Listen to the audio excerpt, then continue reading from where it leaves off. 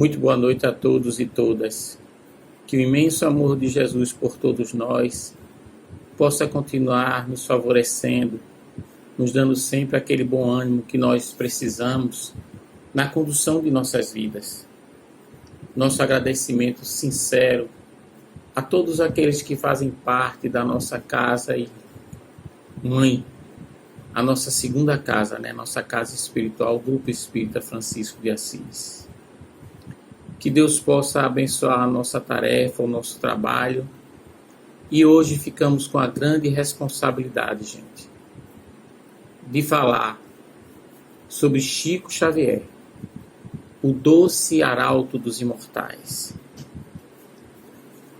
E nós fizemos uma pesquisa e encontramos um trabalho que está posto na internet e no YouTube, sob a direção de Fábio Medeiros.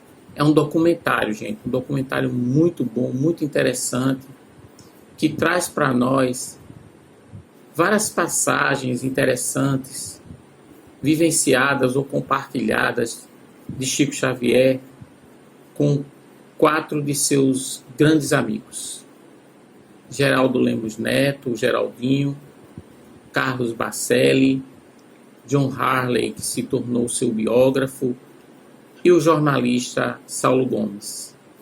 Esse documentário tem ainda a participação especial de pessoas também muito próximas a Chico, 3 senhoras, na verdade. A senhora Wanda Joviano, Guiomar Albanese e Nena Galvez. Então, vamos iniciar nossa conversa buscando trazer para vocês, para todos nós, esses exemplos de humildade, de modéstia, de mansuetude que Chico Xavier trazia. Virtudes que valorizam o espírito e que fizeram dele a pessoa que é. A pessoa tão representativa para a doutrina espírita, tendo em vista que Chico, juntamente a Kardec, trouxe para nós, como mensageiro que foi, como missionário que foi, as mensagens do alto, dos espíritos, e através do seu trabalho, quantas almas, quantas criaturas não foram consoladas, amparadas em suas angústias. Foram 92 anos de dedicação total, servindo com Jesus e por Jesus, amparando e consolando, assistindo materialmente e espiritualmente a quem quer que chegasse até ele. Cultivou muito a humildade, essa virtude que nós encontramos em criaturas como Madre Teresa de Calcutá, Gandhi, Francisco de Assis, Irmã Dulce. Essa virtude que nos eleva e que faz a gente se distanciar cada vez mais do orgulho e da vaidade, que são essas chagas da humanidade. Chico tinha uma capacidade de trabalho incansável, era de uma dedicação primorosa e incansável mesmo àqueles que chegavam ao centro, buscando através dele as palavras de consolo ou até mesmo a cura de seus males, de suas doenças. Geraldo Lemos nos diz nesse documentário que até então, com 26 anos de idade, tinha dificuldades para acompanhar Chico na sua jornada de trabalho. E Bacelli vai nos contar ainda a respeito de um cozinheiro que foi contratado para preparar as comidas, cuidar de Chico. Esse cozinheiro não passou muito tempo e, depois de alguns dias de trabalho, pediu demissão, dizendo assim: seu Chico, para ser espírita é preciso ter muita saúde. Curioso, né? E a gente sabe, historicamente, que Chico nem tinha essa saúde toda. Nos conta o documentário que no Natal de 1979, depois de atender mais de 7.000 pessoas, Chico, ao final do seu trabalho, sentou-se à mesa e psicografou a mensagem de uma criança de nome Paulinho, que havia desencarnado em um acidente, o qual os seus pais estavam participando, presentes na reunião. Enquanto houvesse pessoas na fila para serem atendidas, Chico Xavier não descansava até que conseguisse atender todas elas. Um homem de bem na terra, cuidando dos seus irmãos, lembrando a nós daquele maior ensinamento de Jesus, para que nós amemos uns aos outros, para que nós possamos amar a Deus sobre todas as coisas e ao nosso próximo como a nós mesmos. Nena Gonçalves, uma dessas tantas amigas próximas de Chico, narra que, certa feita, em uma festa de casamento, com muito luxo, muita pompa, foi servido um jantar. E ela ficou a observar Chico. E ficava admirada com a simplicidade e a humildade dele, mas também ficava muito curiosa ao ver que ele não se constrangia diante de momentos como esse. E quando conversou com Chico a respeito disso, Chico confessou a ela assim, que ficava a observar o comportamento das pessoas que pegavam os talheres. E ele as imitava, para não passar por constrangimentos ou por vergonha. Geraldo Lemos ainda nos conta que aos 4 anos de idade, isso Chico confessou para ele, confidenciou a ele, que aos 4 anos de idade ele já pressentia o desencarne de sua mãe.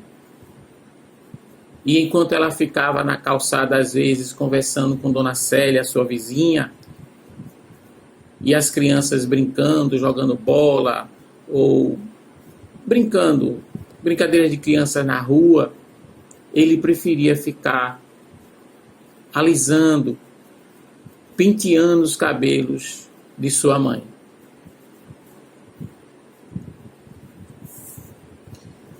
Chico sofreu muito dos 5 aos 7 anos de idade com sua madrinha, que o maltratava. E muitas vezes, em contato espiritual com sua mãe, ele se queixava das dores, dos maus tratos que sofria em decorrência desses maus tratos que sua madrinha lhe impunha depois da morte de sua mãe. Mais tarde, o seu pai casou-se com Dona Cidália Batista Xavier, que veio ser para ele o anjo bom que sua mãe havia prometido que apareceria para Chico. Chico não gostava da palavra madrasta e chamava a Dona Cidália como sua segunda mãe. Ele confessa mais tarde a Bacelli, em um dos encontros, que foi orientado por sua mãe a não revidar as ofensas, aos maus tratos que recebia de sua madrinha. E ele confessa que talvez isso ela tenha feito, tenha dado essa orientação para ele, em decorrência do seu braço, Ela dizia que ele precisava tomar cuidado, buscar não revidar, para que a madrasta dele não o machucasse, não o ferisse, principalmente aquele braço que poderia ser comprometido, aquele braço que serviria mais tarde para a gente receber desse arauto, desse mensageiro do mundo espiritual, as mensagens psicografadas. Isso nos faz refletir um pouco. Quem sabe, talvez, isso já não fosse a perseguição do mundo espiritual para dificultar o trabalho do espírito missionário. A gente sabe que no mundo espiritual, tantos bons espíritos, nossos amigos benfeitores, são extremamente organizados, mas sabemos também que existem espíritos inteligentíssimos do outro lado e que não querem favorecer, fazem de tudo para dificultar o trabalho do bem na Terra. Geraldo Lemos nos diz que Chico lhe informou ainda uma outra vez que desde os 5 anos de idade ele guardava na memória integralmente todas as passagens do Evangelho segundo o Espiritismo. Curioso isso, né? Uma criança com 5 anos de idade que nem ao menos tinha ido a uma escola já guardar em sua mente todas as passagens do Evangelho segundo o Espiritismo. Isso é de uma capacidade mnemônica enorme. E Chico, até então, não havia nem aprendido a ler, mas confessou a Geraldo Lemos dessa sua capacidade de já ter em seus sentimentos o conhecimento daquilo que o Evangelho nos traz. E Chico, quando iniciou sua trajetória na escola, sofreu bullying também no grupo escolar de Pedro Leopoldo. Ele era uma criança à frente de seu tempo e percebia coisas ou sabia de coisas que até então muitos adultos ainda não percebiam ou conheciam. Em um documentário dirigido por Saulo Gomes, isso já no ano de 1971, sobre o aniversário de Chico Xavier, o jornalista o Saulo descobriu um amigo de infância de Chico chamado Orides. E Orides, muito emocionado, vem dizer a Saulo Gomes, confessa a Saulo Gomes, que naquela época, quando o Chico trabalhava na fábrica, na indústria de tecidos, ele era muito magrinho, muito franzino, e Orides costumava colocar Chico dentro de uma caixa de papelão e cobrir Chico com algodão, para que Chico não sofresse tanto com o frio que fazia naquela época.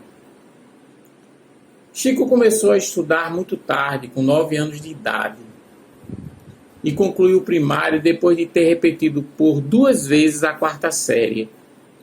Isso não devido à incapacidade ou devido a alguma falha em relação aos estudos. Não se trata disso. É que Chico tinha muitas faltas, porque no longo período que ele ficou trabalhando na fábrica, ele adquiriu uma infecção pulmonar que o fazia, vez por outra, perder as aulas ou levar falta, né? Ele não conseguia chegar na escola. Um outro fato curioso na vida de Chico, em relação à sua infância, ao seu período na escola, além do bullying que ele sofria, é que aos 12 anos de idade, o governo do estado de Minas Gerais resolveu fazer um concurso de redação. Um concurso que tinha como título Os 100 anos da independência do Brasil. E nesse concurso, a redação de Chico tirou em 3º lugar. Mais tarde, Chico confessa, que se tratou de uma psicografia. A primeira psicografia extraoficialmente atribuída ao missionário de Pedro Leopoldo. São palavras dos nossos irmãos, companheiros de Chico, que nesse documentário trazem para nós essas informações tão relevantes. Na escola, durante o evento para a realização do tema da redação, Chico pergunta a um de seus coleguinhas de sala, conhecido como Alencar de Assis, se ele estava vendo um homem querendo ditar para ele a redação. E a resposta de Alencar foi bem interessante, bem engraçada, bem categórica mesmo. Ah, Chico, isso é coisa de sua cabeça. Você está mesmo é com medo de escrever, de fazer a prova, de fazer a redação.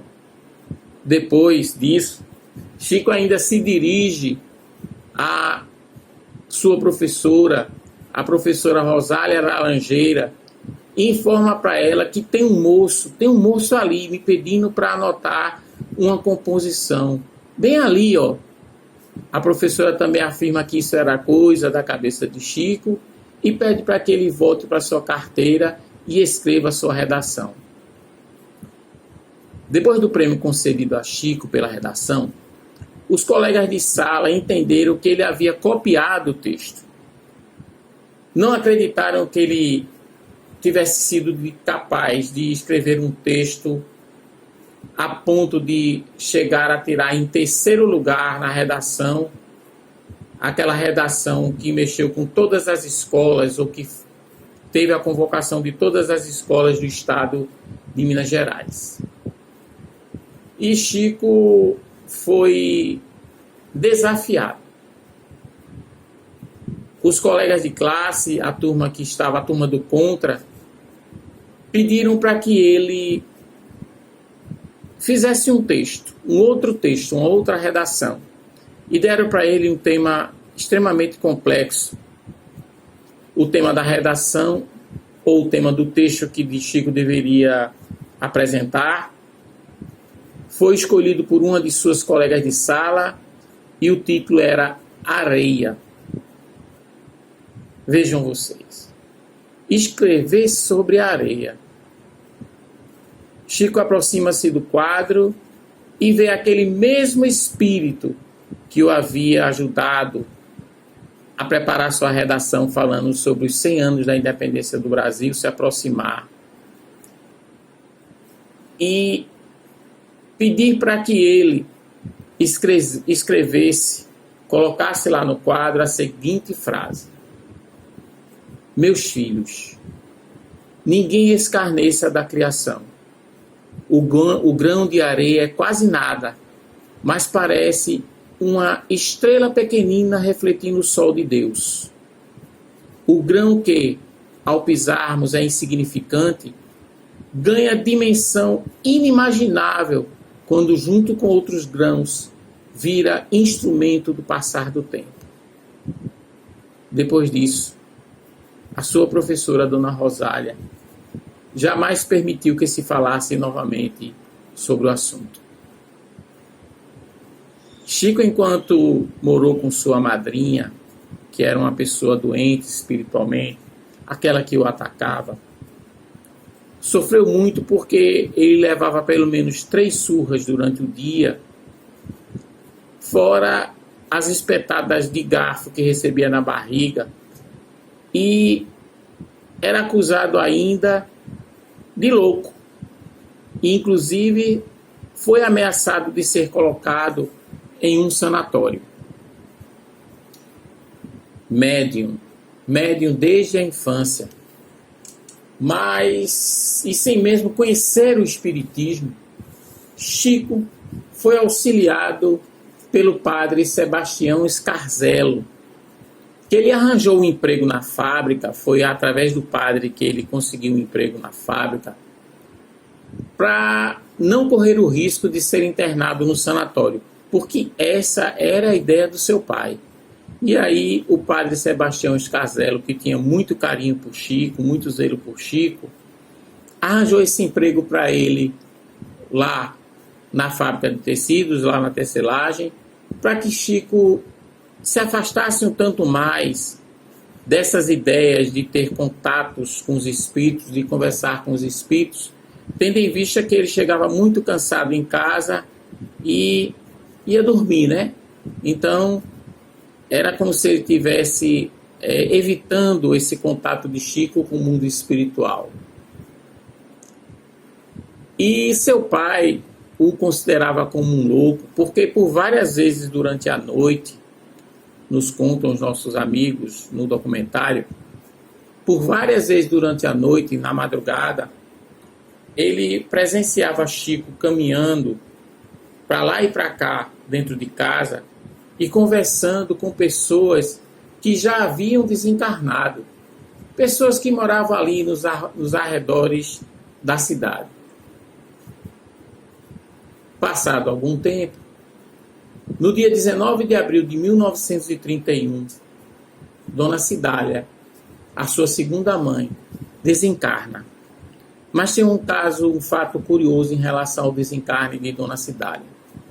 Chico conta que um dia antes do seu desencarne, ela informou a ele, que estava indo embora. Chico ajoelhou-se ao pé da cama e chorou muito. E no dia seguinte, aquele pressentimento de Dona Cidália se confirmou. Durante o velório, Chico informa a Geraldinho Lemos que veio uma estrada de luz se estender por sobre o telhado da casa. E começa a ver, além dessa estrada de luz, dessa escada de luz, essa estrada de luz, vários pontos luminosos se aproximando, num total de 12. Ao se aproximar cada vez mais ali do caixão, Chico informa que vê essas 12 bolas luminosas se transformarem em anjos alados. Os 12 anjos aproximaram-se do caixão de Dona Cidália, cada um deles deu um beijo em sua fronte, em sua testa, e Chico vê, depois daquele 12º beijo, o corpo espiritual, o espírito de Dona Cidália se desprendendo do corpo. Ela chega, inclusive, a perceber de que ele estava vendo aquilo e dá um tchauzinho, dá um adeus para Chico. É um fato mediunicamente que traz, para quem quer que seja, imaginem vocês, para um filho, né? Pois ele se considerava um filho legítimo de Dona Cidália. Aquela pessoa que ele tinha tanto carinho, tanto amor, a sua segunda mãe. Uma carga de emoção e de conhecimento dessa realidade espiritual, como poucos conseguem, como poucos já tenham observado ou visto. O contato de Chico Xavier com a doutrina espírita só veio acontecer mesmo no mês de maio de 1927, quando casa para tratar de Maria Xavier, sua irmã, que estava passando por um processo de obsessão terrível, o senhor José Hermínio Perácio e sua esposa Carmen, que eram espíritas convictos, trabalhadores da doutrina espírita, que trataram dessa jovem, da irmã de Chico, Maria Xavier, acometida de obsessão, em seu próprio lar. E reintegraram ela depois à vida familiar, devidamente equilibrada e com a orientação espírita.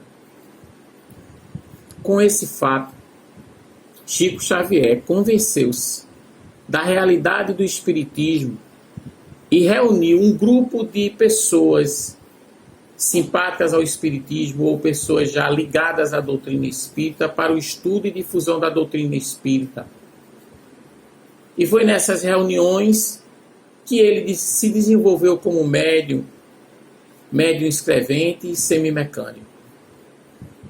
O Livro dos Espíritos e o Evangelho segundo o Espiritismo tornou-se, a partir de então, o livro de companhia e de cabeceira de Chico, onde ele tinha os livros em sua companhia o tempo todo.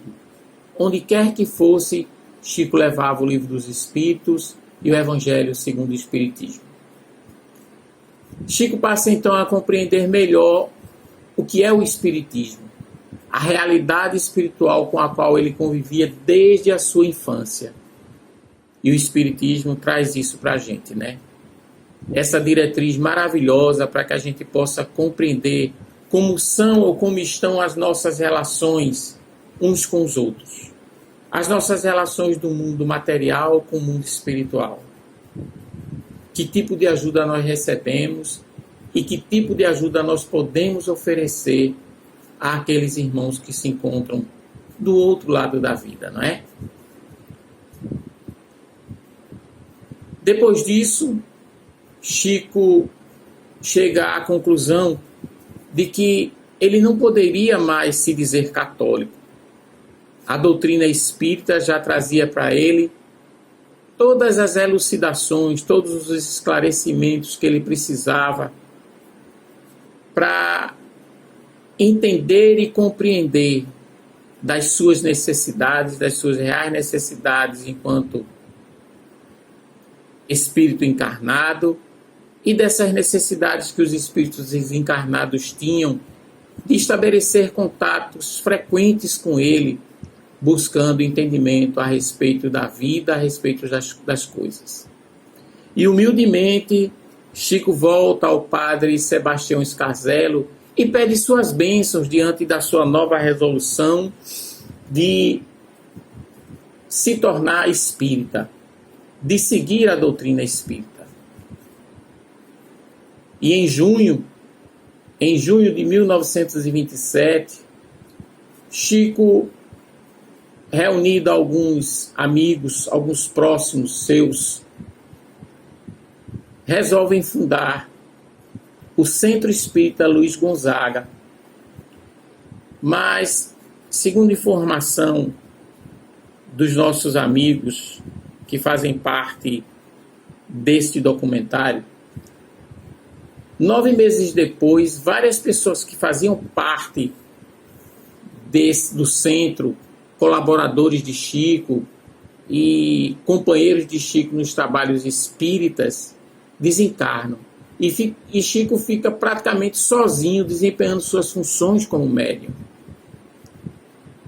Chico proporcionava muita verdade, muita veracidade às suas psicografias, porque muitas vezes, através delas, datas e relatos de pessoas com as quais ele nunca havia visto, nunca havia convivido e nem conhecia, eram atestados como verídicos pelas pessoas que recebiam essas psicografias. Clarividente e clariaudiente, Chico via e ouvia os espíritos que chegavam até ele com desejo, de transmitir suas mensagens. E conta-se que certa feita, o espírito do escritor, do poeta Augusto dos Anjos, enquanto ele cuidava da sua plantação de alhos, ele ficava ali a aguar a sua plantação de alhos, cuidar de sua plantação de alhos, Augusto dos Anjos se aproximou e começou a recitar poemas, pedindo a Chico que os decorassem para depois escrevê-los sem esquecer uma palavra. Imaginem vocês, um poeta como Augusto dos Anjos chegar até qualquer um de nós recitando algum poema e a gente ter que decorar aqueles poemas para depois colocar no papel. Tarefa árdua e difícil, não é? Mas foi assim que Augusto dos Anjos se aproximou de Chico.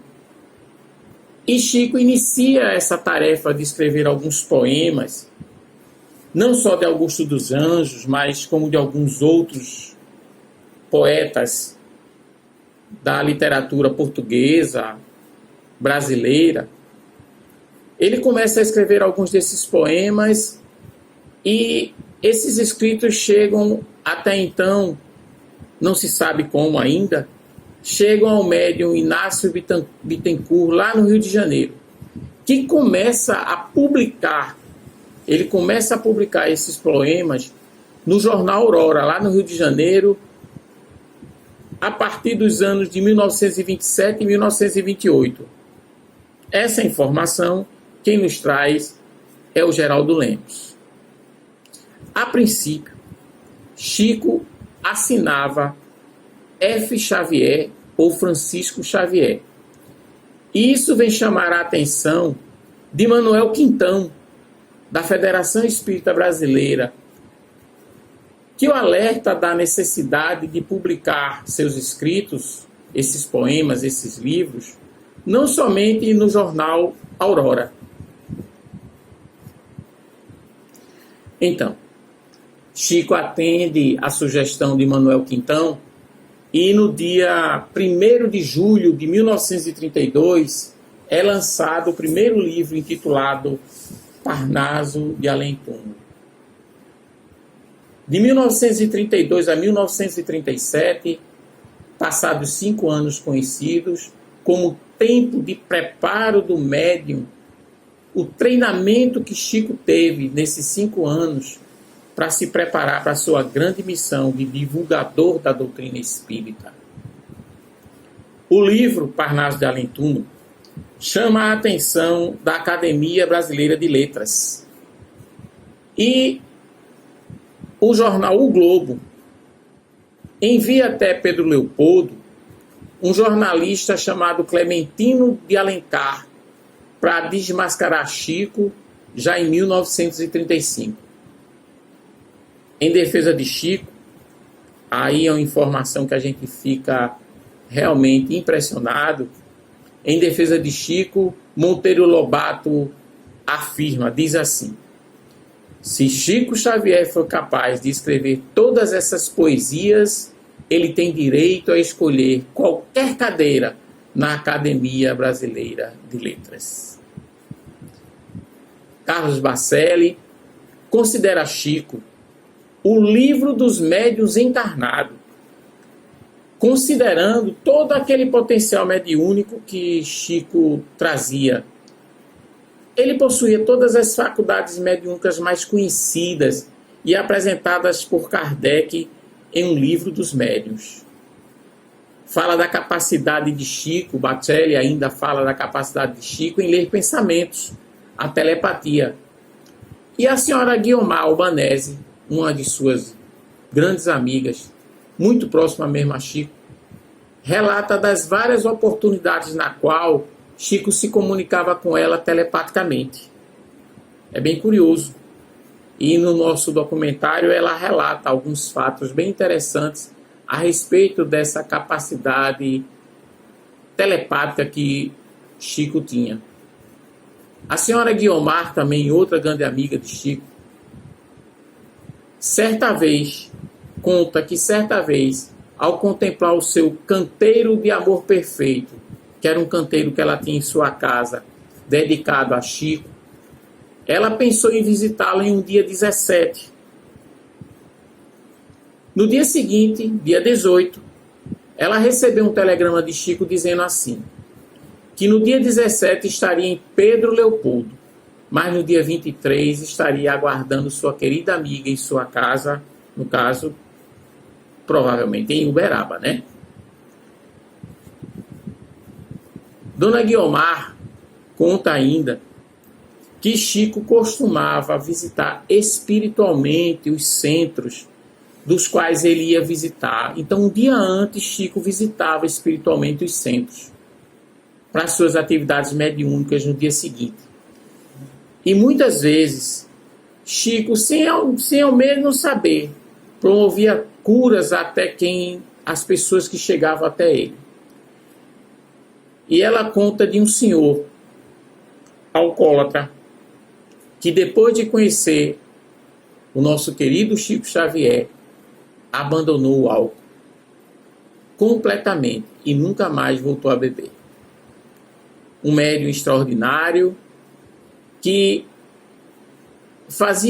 tinha o dom da cura, sem ao menos saber o que estava fazendo ou se passando.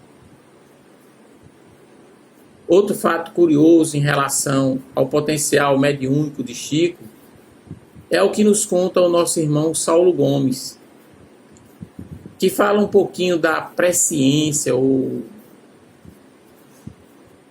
da capacidade que Chico tinha às vezes de pressentir realmente que algo estava por vir ou acontecendo. E certa feita, um presidente da Federação Espírita Paranaense que visitava Chico a fim de prestar-lhe uma homenagem e que havia conversado com sua mãe minutos antes, da sua grande alegria em estar com Chico, havia ligado para sua mãe, comentando com sua mãe dessa alegria,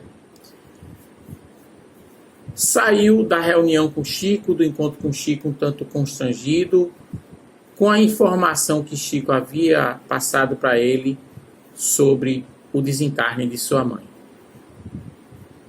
Ele volta para o hotel, muito constrangido ainda, muito angustiado, e minutos mais tarde recebe uma ligação do hotel de pessoas, parentes seus, informando do desencarne de sua mãe.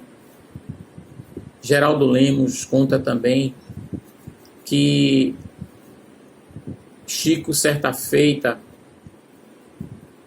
pediu emprestado o radinho de pilha de uma senhora que fazia parte da vida dele, se não me engano, Dona Lourdes. Dona Lourdes gostava muito de carregar o seu radinho de pilha para ver as notícias, escutar um pouquinho de música. E certa feita, Chico Xavier pediu a Dona Lourdes para que, quando fosse por volta de meio-dia, ela emprestasse a ele aquele radinho de pilha, porque ele queria escutar uma notícia que ia sair. Mas, Chico, que notícia é essa? É uma notícia que vai sair no jornal. Mas, se você sabe a notícia, para que você quer escutá-la? E Chico confessa a ela que o espírito do Dr. Fritz lhe avisa que naquele dia Zé Arigó seria chamado de volta à pátria espiritual e que o espírito de Dr. Fritz havia informado a ele, a Chico, a respeito daquele acontecimento. Ao meio-dia, escutando aquele radinho de pilha, Dona Lourdes informa a Chico a notícia de que Zé Arigó realmente havia desencarnado. Que potencial mediúnico maravilhoso tinha o nosso irmão Chico Xavier. Que capacidade extraordinária de ver, de ouvir, de conversar com os espíritos e de utilizar também essa sua mediunidade a favor daqueles mais necessitados. O Pinga-Fogo. O Pinga-Fogo foi um marco na história da vida de Chico Xavier, mas também um marco na história da doutrina espírita, do espiritismo. Porque foi através desse Pinga-Fogo, através deste programa, que o espiritismo passou a ser uma doutrina conhecida, difundida, respeitada. E Nena Galvez, amiga de Chico, diz assim, espiritismo não é falar com os mortos, mas viver como encarnado também. Amiga de Chico que acompanhou ele, Dona Nena Galvez, acompanhou Chico até a emissora TV Tupi, a antiga e extinta TV Tupi, para participar do Pinga-Fogo. O programa, que tinha na sua programação 1h30, naquele dia, teve 3 horas de duração, a pedido do diretor da emissora, que já havia entrevistado, entre outras personalidades, Fidel Castro, o presidente Juscelino Kubitschek. Foi um recorde de audiência na televisão brasileira. Posteriormente, foi passado também, a pedido do diretor da empresa, foi feito o convite a Chico para participar de um segundo Pinga-Fogo. E esse durou mais de 4 horas de duração. John Harley, amigo pessoal de Chico e biógrafo, diz assim, diz que Chico não foi um homem, um anjo. Ele não foi um anjo exercendo o papel de um homem, mas um homem como nós, do mundo e no mundo, exercendo o papel de um anjo. Chico é esse homem que sabia de suas grandes responsabilidades com o mundo dos espíritos, com o mundo espiritual, e das suas grandes responsabilidades como homem encarnado, tendo em vista a busca para se tornar um verdadeiro homem de bem. O Pinga Fogo. O Pinga Fogo ofereceu ao Brasil uma nova compreensão para as pessoas do que seria a doutrina espírita. E Chico informou depois do Pinga Fogo que sua vida mediúnica entrou em uma nova fase. Não sabemos ao certo que nova fase foi essa, talvez com mais reflexões a respeito de suas responsabilidades, até mesmo porque o Pinga Fogo trouxe para Chico uma grande responsabilidade a nível nacional, a nível espiritual, por conta das informações que foram passadas, por conta daquilo que as pessoas precisavam ouvir a respeito de doutrina espírita. E tem umas coisas também curiosas, até de certa forma engraçadas, que aconteceram na vida de Chico com alguns desses amigos queridos que já foram relatados antes.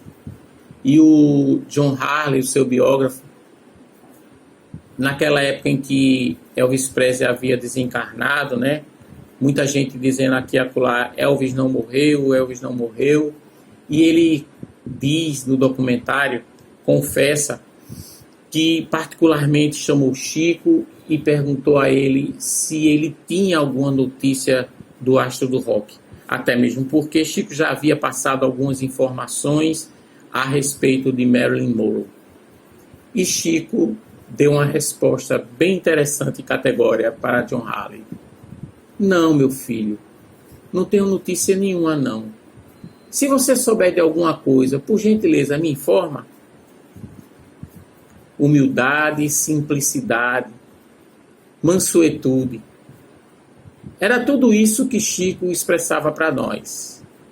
Mas o seu grande potencial mediúnico muitas vezes intimidava as pessoas.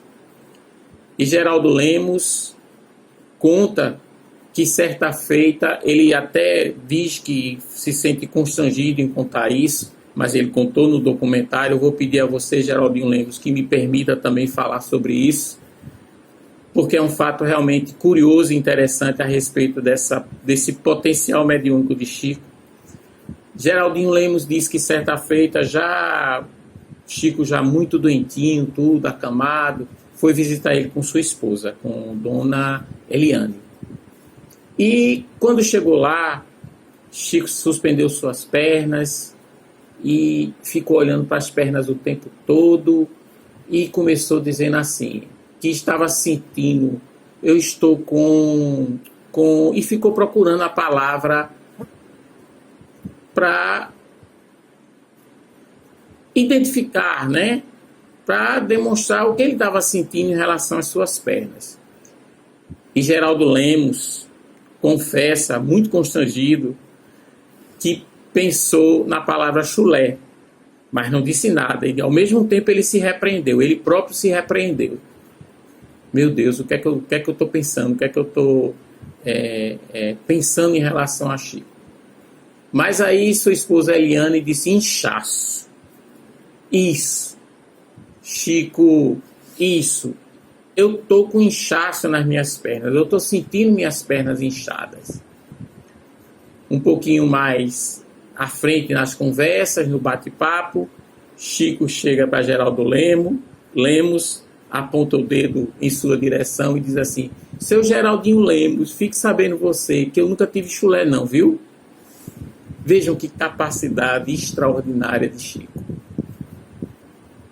Quanta delicadeza, quanta tolerância, amizade, consideração Chico tinha e tem pelas pessoas, não é?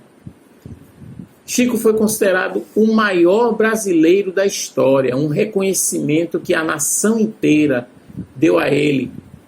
Um verdadeiro homem de bem, carregado de grandes virtudes e um dos maiores prestadores de serviço para a doutrina espírita junto ao nosso irmão Allan Kardec. Meus irmãos, minhas irmãs, quando lembro de Chico, me enxergo tão distante de qualidades e me espelho no seu esforço para me tornar melhor. Quando lembro de Chico, recordo da grande misericórdia de Deus a nos ofertar, o grande divulgador da doutrina, um trabalhador de Jesus, a quem devo imitar.